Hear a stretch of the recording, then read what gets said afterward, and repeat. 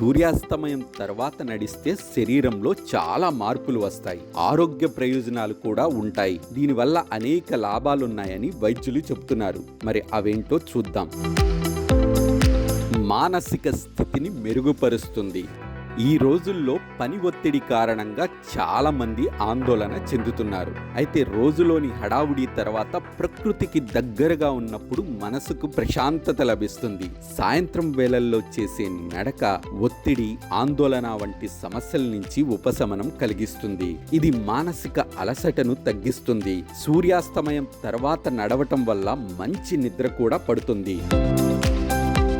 జీర్ణక్రియ మెరుగ్గా ఉంటుంది.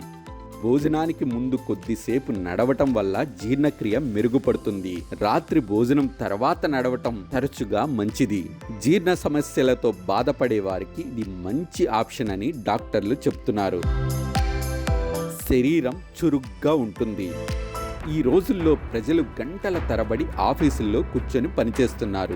దీనివల్ల శరీరం సోమరిగా మారుతుంది. బరువు కూడా పెరుగుతున్నారు. ఇలాంటి పరిస్థితుల్లో సాయంత్రం నడక వారికి చాలా ముఖ్యం. ఇది శరీరాన్ని చురుగ్గా ఉంచడంలో సహాయపడుతుంది. ఇది జీవక్రియను వేగవంతం చేస్తుంది.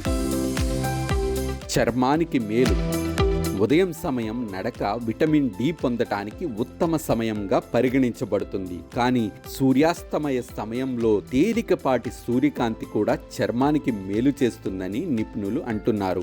చర్మం నిగారింపులో ఈ సూర్యకాంతి బాగా పనిచేస్తుందని వారు చెబుతున్నారు. ఇది ఎముకలను కూడా బలపరుస్తుంది. రోగ నిరోధక వ్యవస్థ బలపడుతుంది.